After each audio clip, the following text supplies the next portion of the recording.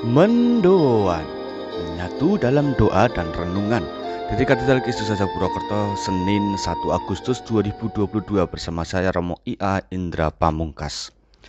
Saudari-saudara, selamat pagi, berkat dalam. Bagaimana kabar kita? Semoga di awal bulan baru ini kita dianugerahi Tuhan kesehatan dan semangat hidup yang takkan pernah padam. Mari untuk itu sekarang kita membuka hati dengan merenungkan firman dari Injil Matius bab 14 ayat 13 sampai 21. Tuhan bersamamu dan bersama rohmu. Inilah Injil suci menurut Matius.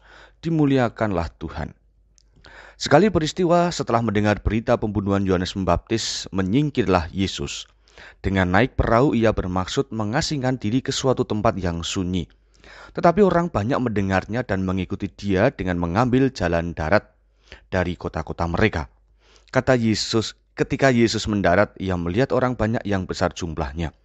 Maka tergeraklah hatinya oleh belas kasih kepada mereka, dan ia pun menyembuhkan mereka yang sakit.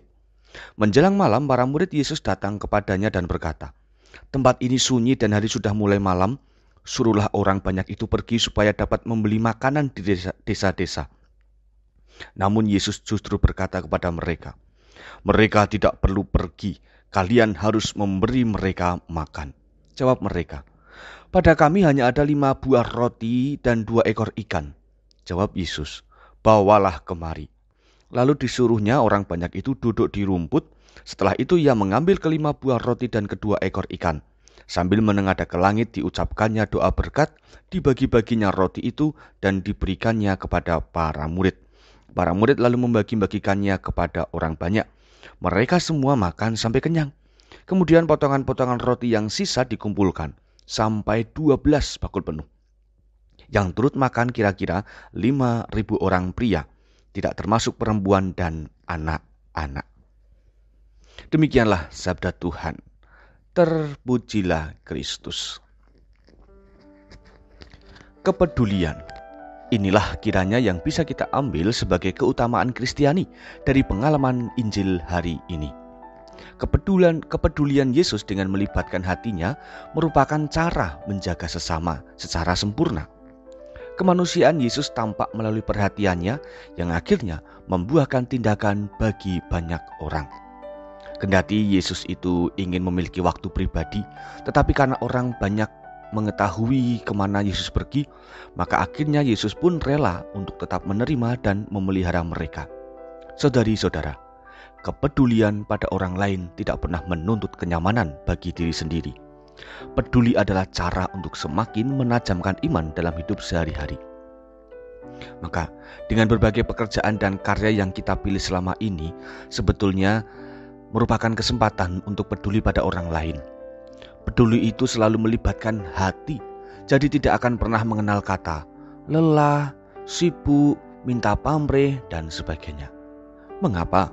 Sebab support sistem orang yang sungguh-sungguh peduli pada sesama adalah berasal dari Allah sendiri. Kita hanya diminta menyiapkan hati dan niat murni, selebihnya soal tenaga, daya, dan kemampuan itu adalah berkat yang akan diberikan oleh Allah sendiri pada kita. Maka saudari-saudara, mari kita lihat kehidupan selama ini. Sudahkah kita itu menggunakan hati sebagai pintu untuk peduli pada sesama? Tuhan memberkati.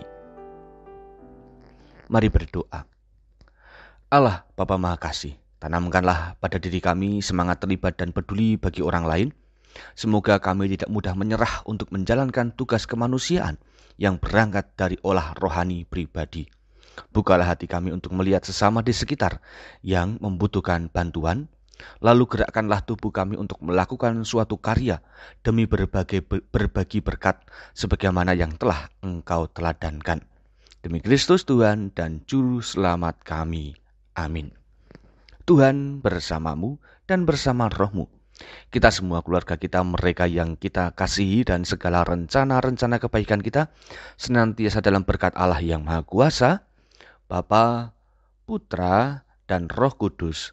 Amin. Saudari-saudara, selamat beraktivitas. Tuhan memberkati. Salam mendoan.